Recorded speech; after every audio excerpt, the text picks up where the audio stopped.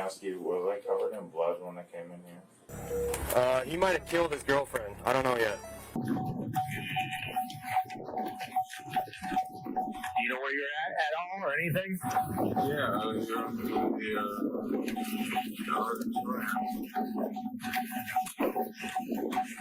Wait, where were you heading, you think? The auditorium. The auditorium? Yeah. Where's the auditorium at?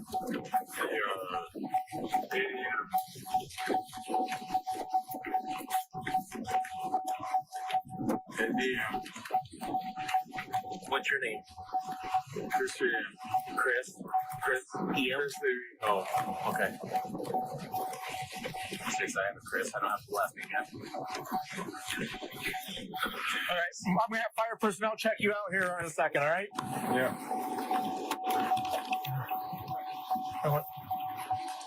Just seeing what else we have over there. Nothing over there? All right. Whose car is this? You don't know whose car it is? Nope. Okay. All right. I'll see it. You said it's Chris? Yeah, it's him. That's the same last name. All right. Okay. Can you get the seatbelt over there for me? Yeah. Nothing on you, right?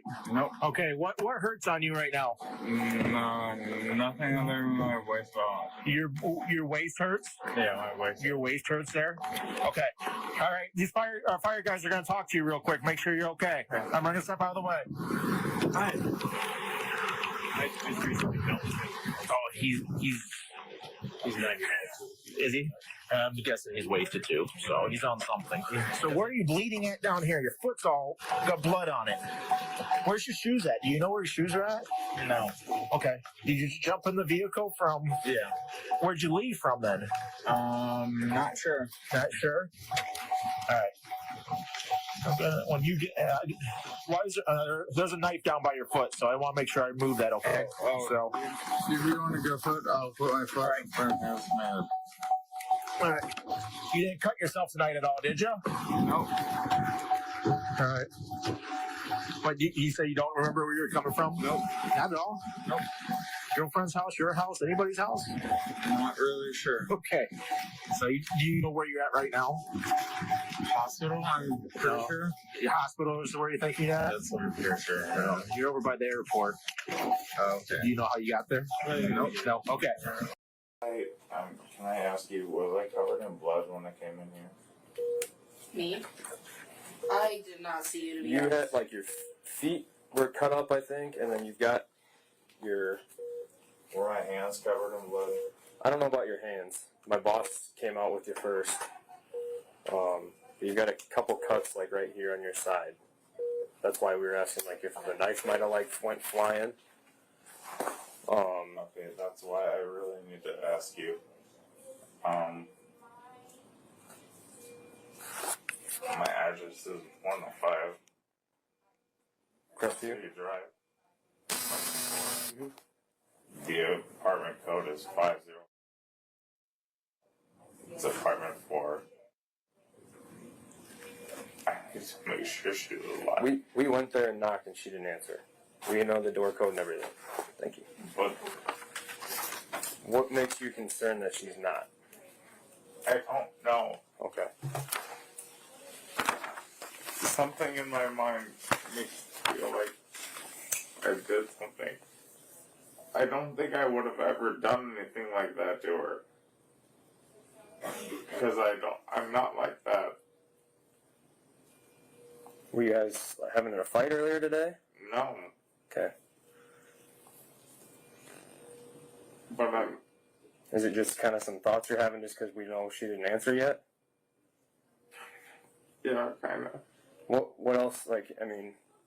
He just filled it up. Are you staying or? No, I'm just talking with him quick and... Okay, because I was going to say Doc City's probably admitting, so. Yeah, I figured that. I'm really fucking scared that I have these pictures in my head that, like, I beat her with a baseball bat. Okay. And, like, I know that's incriminating myself, but... Well, at this point, it's for the safety of everyone involved. I need to make sure that she's okay. Nope, I can send another deputy up there to see if we can go check for her, okay? Do you have your keys to your apartment in your car? Or, like, are they on your car keys? Yeah, they're on my keychain. They're the gold ones, not the silver ones. Okay. Chris, you're not a piece of shit. I've been doing this job a long time, and I've seen some pieces of shit. I did a lot of stuff with... I was a drug investigator. I've seen some people who are pieces of shit as far as what they've done to... And I've done stuff with child crimes. Stuff I don't even want to talk about. You don't even want to imagine. You're not a piece of shit. You're a guy down on his luck. If there's anything that I did that's going through my head, then... Okay. Let me get a hold of my boss and just have him go up there and check on her. I'm sure she's okay. That's still where she's staying? No, she can't. You can't check on her though. You gotta.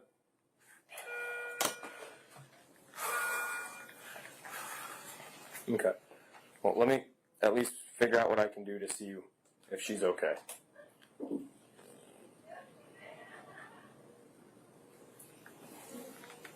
Is there any way to like check on her without? Well, we're not going to go boot the door in, but we'll try to make contact with her and just make sure she's okay. Okay? Okay. That's why I asked about your keys so we can get in there without, like, forcing entry. Okay, I just want to make sure she's okay. Like, don't. And we'll let you know if she is.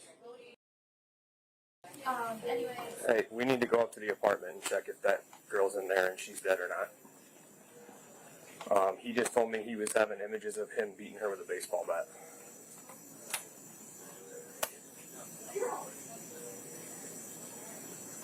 He might have killed his girlfriend. I don't know yet. What do you mean? He just told me he said, I need to know if she's alive. I said, what are you talking about? We just tried to go knock. He gave me his address and the door code. Hang on. He said he gave me the address and the door code, and he said images are going through my head of me beating her to death with a baseball bat.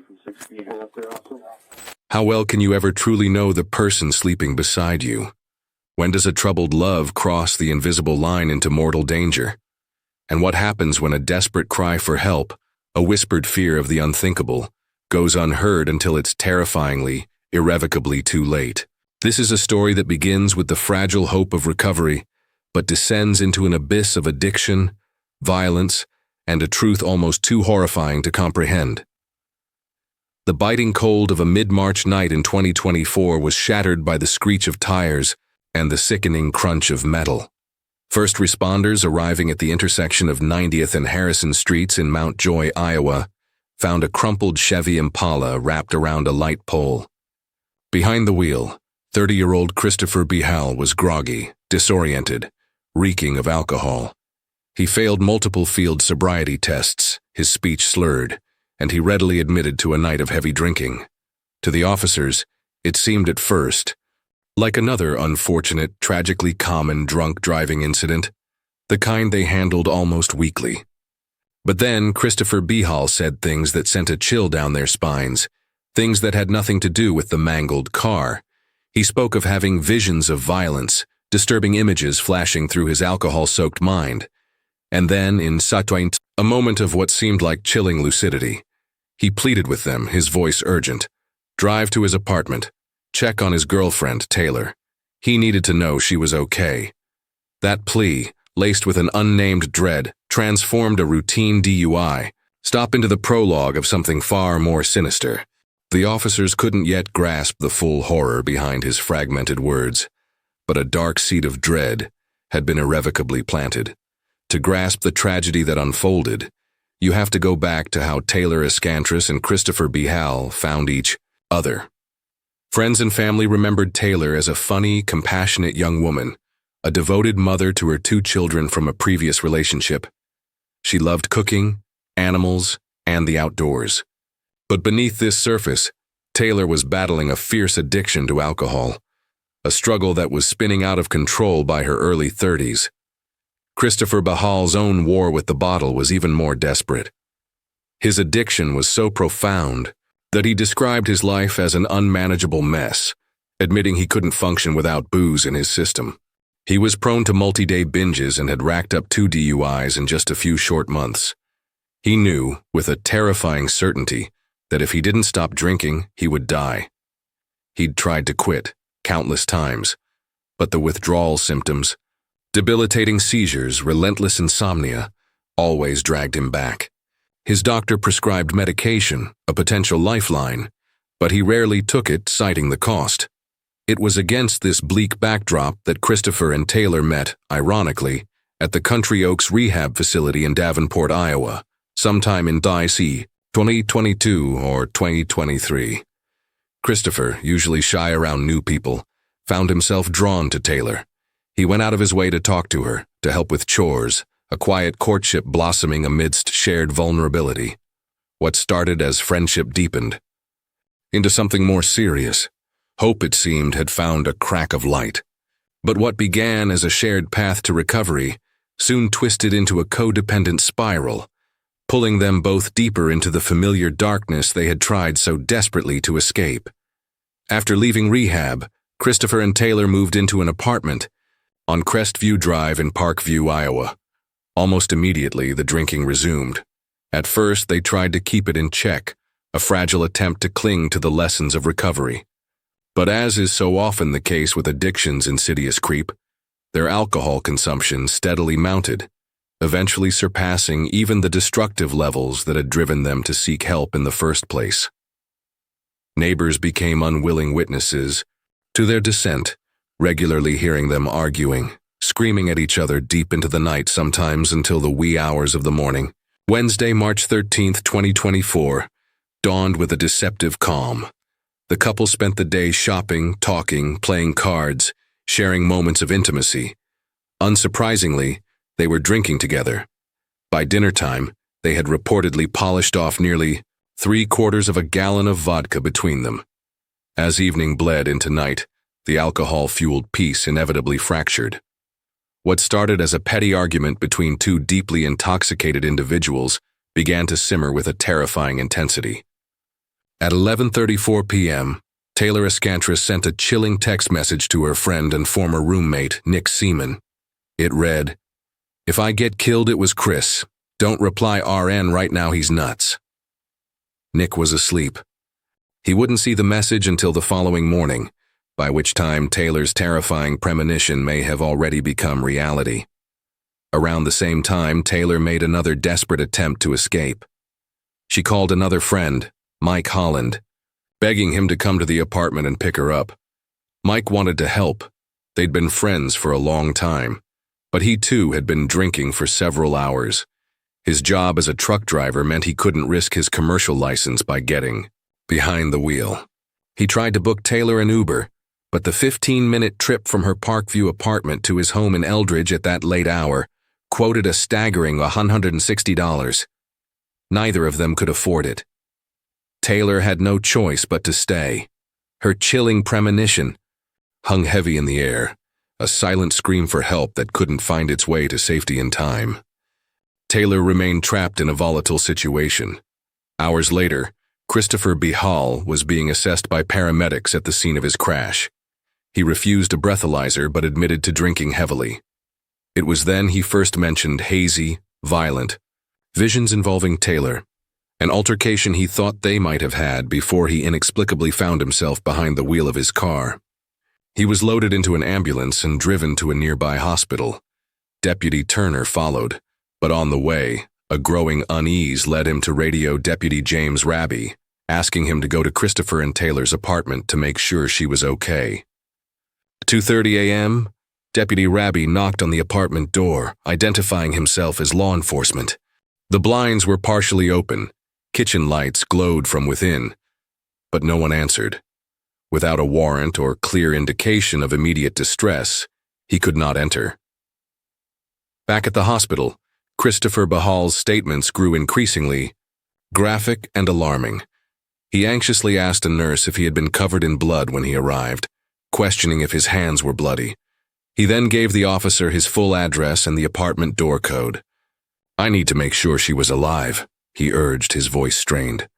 "Something in my mind makes me feel like I did something. I have these pictures in my head that like I beat her with a baseball bat." He acknowledged how incriminating it sounded, but insisted, I need to make sure that she's okay. His words, a horrifying blend of fragmented memory, potent guilt and dawning realization, painted a picture so violent it demanded urgent, terrifying action. The gravity of Christopher Behal's hospital confession spurred the Scott County Sheriff's Office into immediate motion. Around 4 a.m. on Thursday, March 14th, Lieutenant Thomas Leonard and Deputy Landon Slagle were dispatched to the Crestview Drive apartment to perform a second, more urgent welfare check.